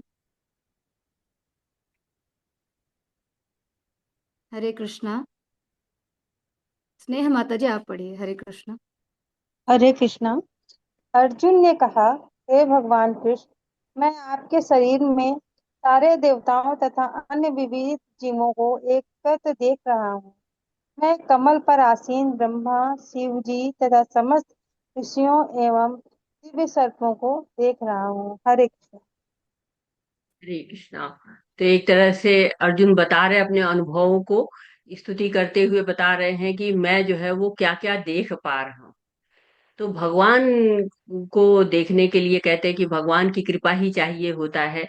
तो वो कह रहे कि सारे देवी देवता एकत्र हैं, विविध जीव एकत्र हैं, कमल पर आसीन ब्रह्मा भी हैं, शिव जी भी हैं, ऋषि भी हैं, दिव्य सर्प भी हैं।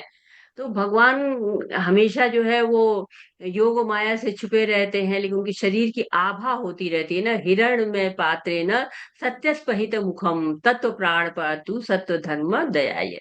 सत्य का मुख कहते हैं चमकीला होता है, सुनहरे आवरण से ढका हुआ होता है। कहते हैं इस उपनिषद में कि भगवान इस जो है आवरण को आप हटा लीजिए, नहीं तो ये हमको अंधा बना देगा। इतना प्रकाश भगवान की जो ये प्रकाश है चकाचौंध कर रहा है, और उसमें देवी देवता और विविध जीव सब जो है वो दिखाई पड़े, दिव्य सर्प भी वहां पर हैं उनके शरीर में। हरे कृष्णा। हरे कृष्णा। धन्यवाद धन्यवाद माधुरी शर्मा माता जी। अमरिंदर प्रभु जी, आप लोग पढ़िए। धन्यवाद माता जी। स्नेहा माता जी आप, धन्यवाद माता स्नेहा माता जी, आप और एक अनुवाद पढ़ लीजिए। हरे कृष्णा। हरे कृष्णा माता जी, दंडवत प्रणाम। अनेके बहादुर वक्त नेत्रम पश्यामि त्वां सर्वतोऽनंत रूपम नान्तं न मध्यम न पुनस्तवादिम पश्यामि विश्वेश्वर विश्वरूप।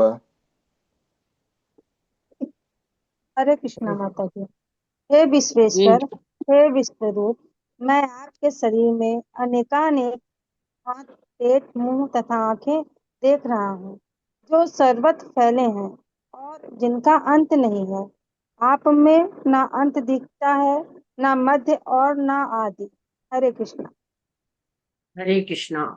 तो कह रहे हैं कि ये जो आपका विश्व रूप है, इसमें अनेकानेक हाथ, पेट, मुंह और आंखें देख रहा हूँ। अब की क्या होता है, साधारण जीव के तो एक हाथ मतलब दो हाथ, दो आंखें और एक पेट होता है, लेकिन यहाँ पर भगवान जो है वो बिल्कुल अलग ही दिख रहे हैं।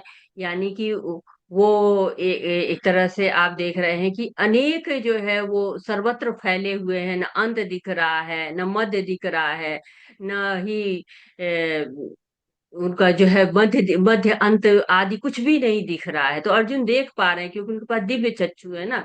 देवी देवताओं को भी देखा उन्होंने, और वो देवी देवता भी देख पा रहे हैं जिनके पास दिव्य चक्षु हैं। तो विराट स्वरूप को देख के उनकी स्तुति करते हैं। लग रहा है कि उनका मुख जो है वो कितना मतलब हाथ पैर मुंह सब कुछ उनको दिखा, तो असीम है और भगवान के द्वारा ही उनको भी देखा जा सकता था, उनके माध्यम से सब कुछ देखा जा सकता, नहीं तो अगर वो दिव्य दृष्टि नहीं दे पाते तो वो नहीं देखा जा सकता था। हरे कृष्णा।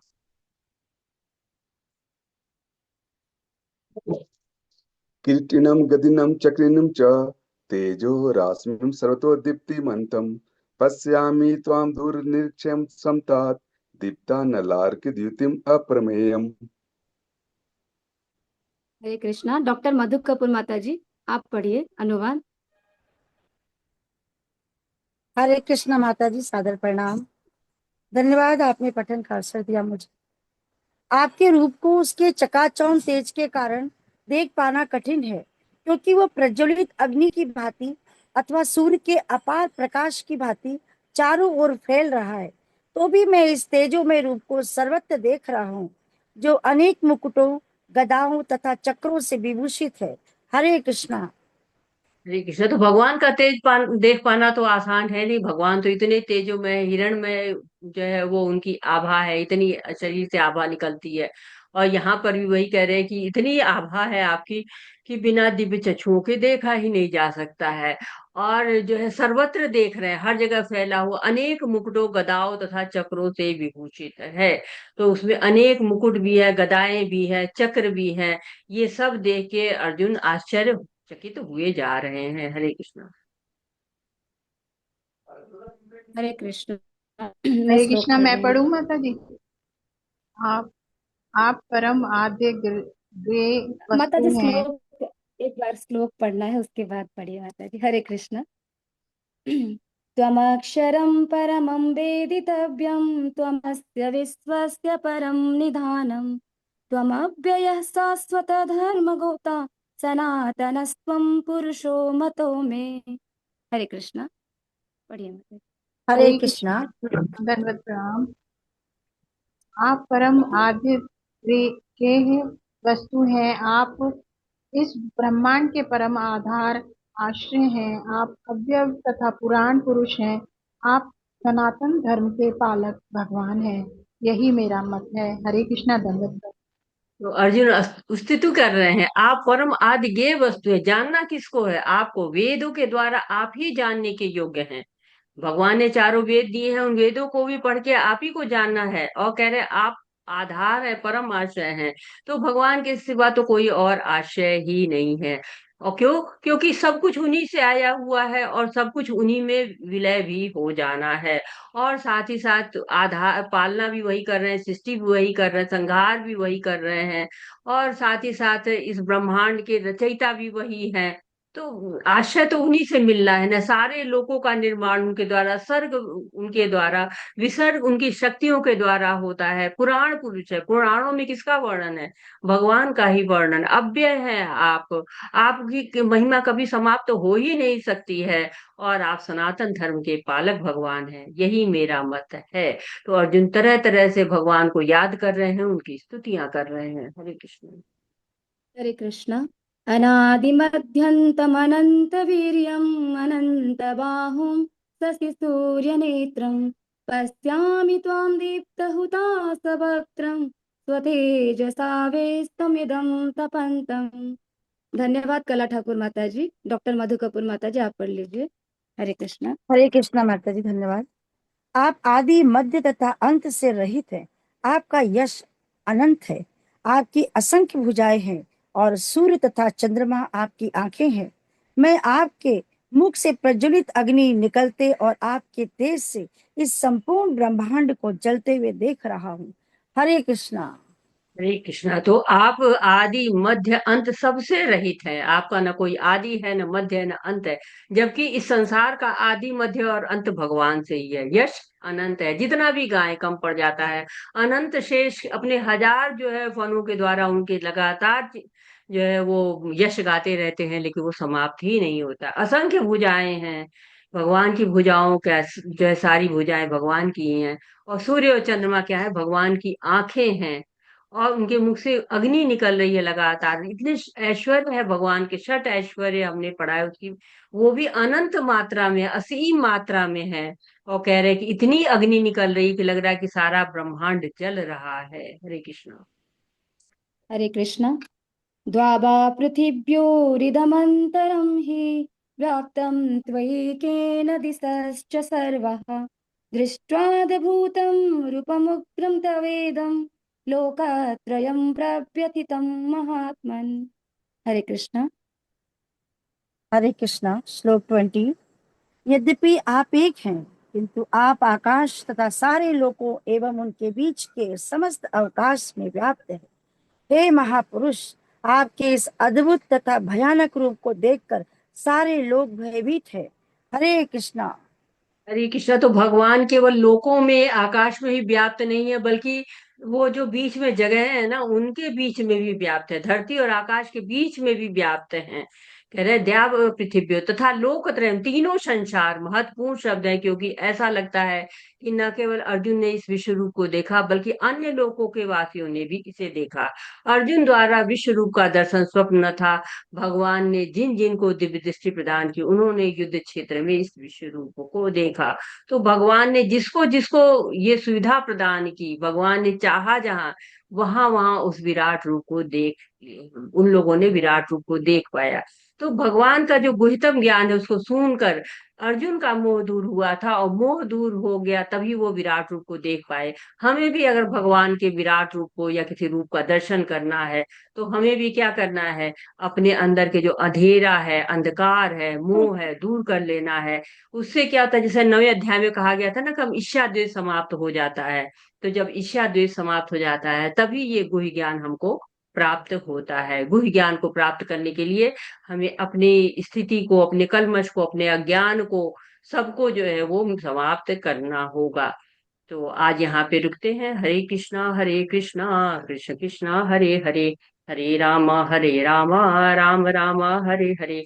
वाछाकल्पतरुभ्यश्च कृपा सिन्धुभ्य एव च पतितानां पावनेभ्यो वैष्णवेभ्यो नमो नमः। अनंत कोटि वैष्णव वृंद की जय। शिल प्रभुपाद की जय। जय भगवद जय गीता भागवतम की जय। जय हरे जय कृष्णा हरे जय कृष्णा हरे हरे हरे कृष्णा कृष्णा कृष्णा हरे हरे कृष्णा कृष्णा कृष्णा कृष्ण कृष्ण हरे हरे हरे हरे हरे राम राम हरे राम हरे राम राम हरे राम राम राम हरे राम कृष्णा हरे हरे हरे राम कृष्ण कृष्णा हरे हरे कृष्ण हरे हरे कृष्ण राम हरे कृष्ण हरे। हरे हरे हरे राम हरे हरे राम राम राम राम राम राम हरे हरे हरे। हरे हरे आपका हरे कोई कृष्ण प्रश्न है, धन्यवाद माता जी आपका कोई सुझाव है, हरे कृष्ण आप हरे कुछ कहना कृष्ण हरे चाहते हैं, आप कृष्ण कुछ ऐड करना चाहते हैं, आप कुछ त्रुटि सुधार करना चाहते हैं, तो मोस्ट वेलकम।